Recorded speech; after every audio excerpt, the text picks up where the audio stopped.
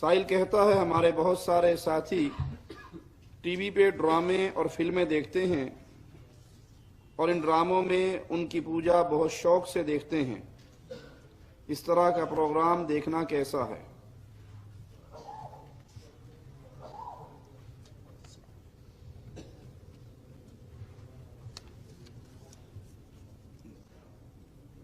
وقت اللہ کو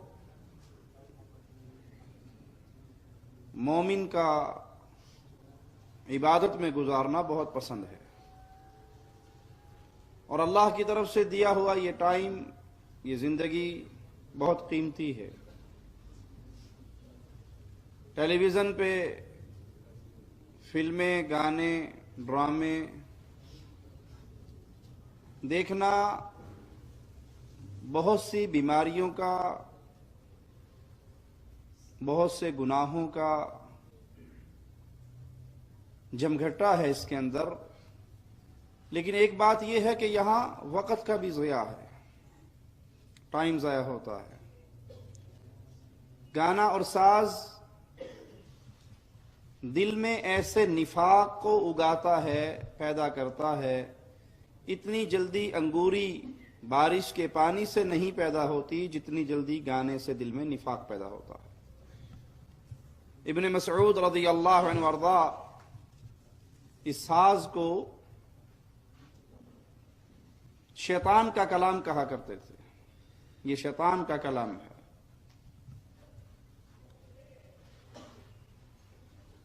جو بھائی اپنا وقت اس بے حیائی کے پروگراموں میں دیکھتے ہوئے گزارتا ہے، وہ سوچے کون کون سے گناہ سرزد ہو رہے ہیں۔ ساز، بے حیائی کے جملے، گندی شاعری، دلوں کا فساد جس سے برپا ہوتا ہے، وقت کا ضیاع، بے پردہ، بے دین، بدکار عورتیں، ان کی طرف نظر کا اٹھنا، حرام کام میں نظر کا استعمال ہونا، حرام کام میں کان کا استعمال ہونا، اور آنکھ، کان، زبان، ہاتھ، پاؤں، جسم کا ایک ایک انگ ہمارے پاس اللہ کی امانت ہے جس کا انسان نے جواب دینا ہے۔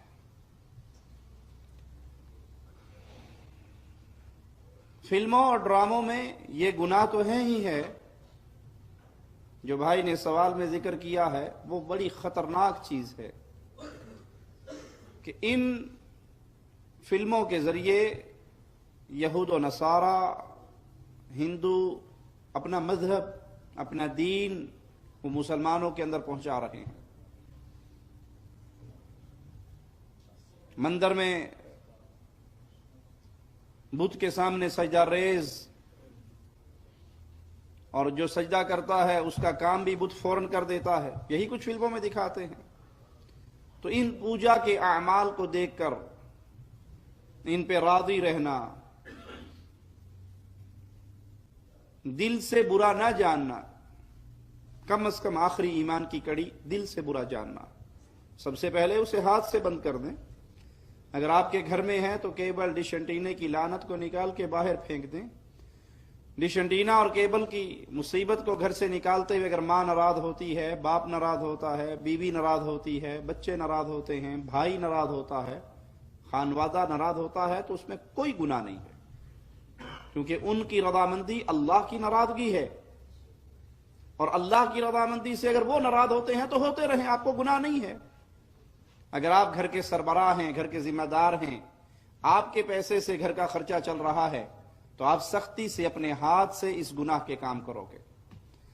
اگر آپ چھوٹے ہیں، آپ کا کنٹرول نہیں ہے، تو کم از کم اپنی زبان سے برملا اس کا رد کریں، اس کو برا جانیں۔ اتنی بھی ہمت نہیں تو اس مجلس کی رونق نہ بنے۔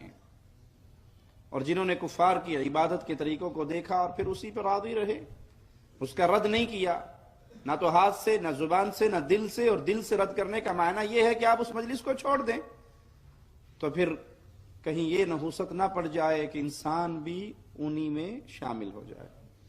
جو محبت سے دیکھتا ہے، جو ان کے اس عمل کو پسند کرتا ہے، تو انسان دنیا میں جس سے محبت کرتا ہے قیامت کے دن اسی کے ساتھ اٹھایا جاتا ہے۔ یہی وجہ ہے ان فلموں کی نحوست مسلمانوں پہ جہاں پڑی، اس میں ایک بہت بڑی چیز مسلمان اور کافر کے درمیان جو تمیز تھی وہ فلموں نے ختم کر دی۔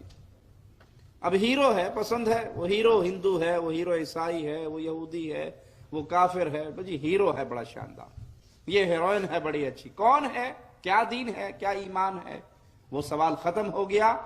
کھیلوں کی دنیا نے، فلموں کی دنیا نے اس تمیز کو مٹا ڈالا۔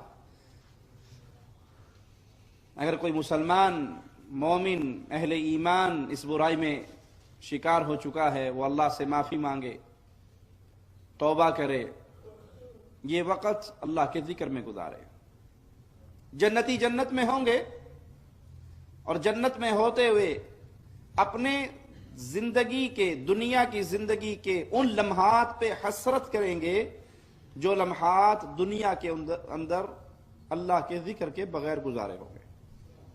یہ ان کا حال ہے جو جنت میں ہوں گے، وہاں بھی حسرت کریں گے کہ فلاں وقت جو تھا ہم نے فضول ضائع کیا تھا، اگر اس میں بھی اللہ کا ذکر کر لیتے تو آج ہمارا مقام اور بلند ہوتا۔